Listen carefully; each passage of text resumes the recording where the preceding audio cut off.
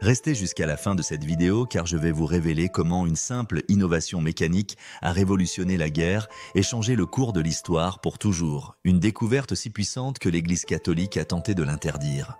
L'histoire de l'arbalète commence il y a plus de 2000 ans dans la Chine antique, où les premiers ingénieurs militaires ont imaginé une arme qui allait transformer à jamais l'art de la guerre. Contrairement à ce que beaucoup pensent, l'arbalète n'est pas une évolution de l'arc traditionnel, mais une invention totalement révolutionnaire qui combine les principes mécaniques les plus avancés de l'époque. Les premières traces archéologiques de cette arme extraordinaire remontent à la dynastie des États combattants en Chine, vers le 5e siècle avant notre ère, où des artisans génieux ont créé un système de détente sophistiqué capable de libérer une puissance phénoménale. La clé de cette innovation réside dans un mécanisme ingénieux appelé la noix. Une pièce de bronze finement travaillée qui permet de maintenir la corde tendue et de la libérer instantanément grâce à une simple pression du doigt. Cette invention révolutionnaire permet à un soldat ordinaire de tirer des projectiles avec une force et une précision que seuls les archers les plus expérimentés pouvaient atteindre après des années d'entraînement.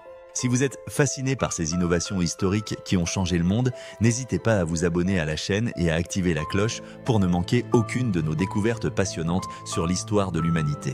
Les premières arbalètes chinoises étaient fabriquées avec des matériaux locaux remarquablement résistants, utilisant du bambou pour le corps principal, du bronze pour les mécanismes de déclenchement et des tendons d'animaux savamment tressés pour créer des cordes d'une résistance exceptionnelle. Le processus de fabrication était extrêmement complexe et nécessitait l'expertise de plusieurs artisans spécialisés, chacun maîtrisant parfaitement son domaine d'intervention. Les forgerons créaient les pièces métalliques avec une précision millimétrique. Les menuisiers façonnaient les stocks en bois dur et les cordiers tissaient les cordes avec une tension parfaitement calculée. Cette collaboration entre différents métiers a donné naissance à une arme d'une efficacité redoutable, capable de percer les armures les plus épaisses à des distances considérables. L'impact de cette invention sur la société chinoise fut immédiat et profond, car elle permettait aux paysans recrutés dans les armées de rivaliser avec les guerriers professionnels entraînés depuis l'enfance.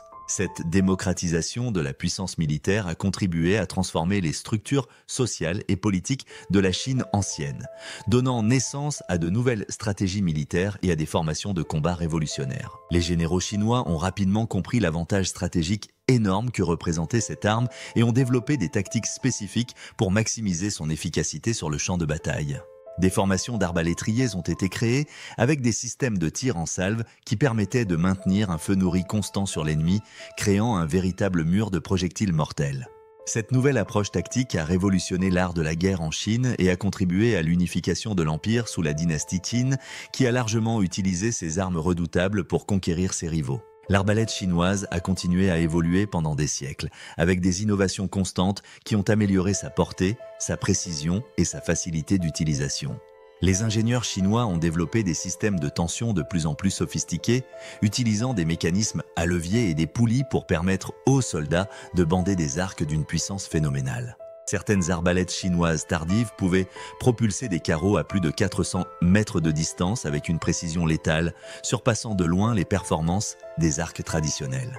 Ces innovations techniques ont également donné naissance à des versions spécialisées de l'arbalète, adaptées à différents types de combats et à diverses situations tactiques. Les arbalètes de siège, par exemple, étaient des machines de guerre gigantesques capables de lancer des projectiles de la taille d'une lance à travers les fortifications ennemies. D'autres modèles étaient conçus pour le combat rapproché, avec des mécanismes de rechargement accéléré qui permettaient aux soldats de tirer plusieurs carreaux en succession rapide. Parallèlement à ces développements en Chine, l'arbalète a également fait son apparition dans d'autres civilisations, chacune apportant ses propres innovations et adaptations. En Grèce antique, les ingénieurs ont développé des versions de l'arbalète appelées gastrafètes, qui utilisaient le poids du corps pour bander la corde et propulser des projectiles d'une puissance considérable. Ces premières arbalètes grecques étaient principalement utilisées pour la chasse et la guerre de siège, où leur capacité à percer les armures et les boucliers en faisait des armes redoutables. Les Romains ont également adopté l'arbalète, l'intégrant dans leur arsenal militaire sous le nom de ballista, bien que cette dernière soit plutôt une catapulte à torsion qu'une véritable arbalète. Cependant, les légions romaines ont utilisé des arbalètes portatives appelées manuballistae, qui combinaient de la puissance de frappe de l'arbalète avec la mobilité nécessaire au combat de mêlée. L'effondrement de l'Empire romain a marqué une période de déclin pour l'arbalète en Europe, mais cette arme extraordinaire a survécu et a connu une renaissance spectaculaire pendant le Moyen-Âge. Les croisades ont joué un rôle crucial dans la redécouverte et la diffusion de l'arbalète en Europe, car les croisés ont rencontré ces armes redoutables dans les mains des défenseurs musulmans des villes assiégées.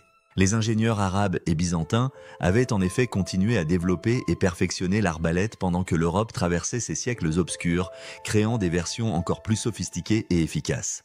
Ces rencontres militaires ont révélé aux Européens le potentiel énorme de cette arme qui pouvait permettre à des soldats peu entraînés de rivaliser avec les chevaliers les plus expérimentés. Le retour des croisés en Europe a marqué le début d'une nouvelle ère pour l'arbalète qui s'est rapidement répandue à travers tout le continent et a révolutionné les tactiques militaires médiévales. Les artisans européens ont apporté leurs propres innovations à cette arme, développant des mécanismes de tension plus efficaces et des systèmes de visée plus précis. L'introduction de l'étrier en acier, par exemple, a permis aux arbalétriers de tendre leurs armes en utilisant la force de leurs jambes, multipliant ainsi la puissance de tir de façon spectaculaire. Cette innovation a donné naissance à des arbalètes d'une puissance phénoménale, capables de transpercer les armures les plus épaisses et de tuer un cheval de guerre à plusieurs centaines de mètres de distance. L'efficacité redoutable de ces nouvelles arbalètes a provoqué une révolution dans l'art de la guerre médiévale, remettant en question la suprématie traditionnelle de la cavalerie lourde. Les chevaliers, qui avaient dominé les champs de bataille pendant des siècles grâce à leur armure et à leur entraînement, se sont soudain retrouvés vulnérables face à des paysans armés d'arbalètes. Cette menace pour l'ordre social établi était si grave que l'Église catholique a tenté d'interdire l'usage de l'arbalète lors du deuxième concile de Latran en 1139. Le pape Innocent II a déclaré cette arme trop cruelle pour être utilisée entre chrétiens, bien qu'elle reste autorisée contre les infidèles, révélant l'impact psychologique énorme de cette innovation militaire. Malgré cette interdiction religieuse, l'arbalète a continué à se répandre à travers l'Europe, car son avantage tactique était tout simplement trop important pour être ignoré. Les souverains européens ont rapidement compris qu'ils ne pouvaient pas se permettre de renoncer à cette arme révolutionnaire, surtout si leurs ennemis continuaient à l'utiliser. Cette course à l'armement médiéval a donné naissance à des corps d'arbalétriers professionnels, comme les célèbres arbalétriers génois qui ont servi dans toutes les armées européennes pendant des siècles. Ces mercenaires spécialisés étaient des soldats d'élite, parfaitement entraînés au maniement de leurs armes et capables de maintenir un tir de précision même dans les conditions les plus difficiles. L'arbalète a également révolutionné la guerre de siège, permettant aux défenseurs des châteaux et des villes fortifiées de tenir tête à des armées bien supérieures en nombre. Les créneaux et les meurtrières des fortifications médiévales ont été spécialement conçus pour permettre aux arbalétriers de tirer sur les assaillants tout en restant protégés des projectiles ennemis. Cette évolution architecturale témoigne de l'impact profond de l'arbalète sur tous les aspects de la guerre médiévale, depuis les tactiques de combat jusqu'à la conception des fortifications. L'arbalète a également trouvé sa place dans la chasse, devenant l'arme de prédilection des nobles et des chasseurs professionnels grâce à sa précision et à sa puissance. Les arbalètes de chasse étaient souvent des œuvres d'art véritables, décorées avec des matériaux précieux et gravées de motifs complexes qui témoignaient du statut social de leurs propriétaires. Cette dimension artistique de l'arbalète a contribué à son prestige et à sa diffusion dans toutes les couches de la société médiévale, bien au-delà de son usage militaire initial. L'évolution technique de l'arbalète s'est poursuivie tout au long du Moyen-Âge, avec des innovations constantes qui ont amélioré ses performances et sa facilité d'utilisation. L'introduction de la crâne-quin, un mécanisme à engrenage qui permettait de tendre l'arbalète en tournant une manivelle, a révolutionné l'usage de cette arme en réduisant considérablement l'effort physique nécessaire. Cette innovation a permis aux femmes et aux hommes âgés d'utiliser efficacement l'arbalète, élargissant encore davantage son impact sur la société médiévale. L'arbalète à répétition, inventée en Chine mais redécouverte en Europe, permettait de tirer plusieurs carreaux en succession rapide grâce à un mécanisme ingénieux qui combinait rechargement et armement automatique. Ces innovations techniques ont fait de l'arbalète l'une des armes les plus sophistiquées et les plus efficaces de son époque, rivalisant avec les premières armes à feu en termes de puissance et de précision. L'arrivée des armes à feu à la fin du Moyen-Âge a marqué le début du déclin de l'arbalète sur les champs de bataille, mais cette arme extraordinaire a survécu et a trouvé de nouveaux usages. L'arbalète moderne a évolué vers des applications sportives et de chasse de loisirs, bénéficiant de matériaux et de technologies contemporains qui ont révolutionné ses performances. Les arbalètes actuelles utilisent des matériaux composites ultra légers, des systèmes de visée laser et des mécanismes de détente d'une précision chirurgicale qui surpassent largement leurs ancêtres médiévaux.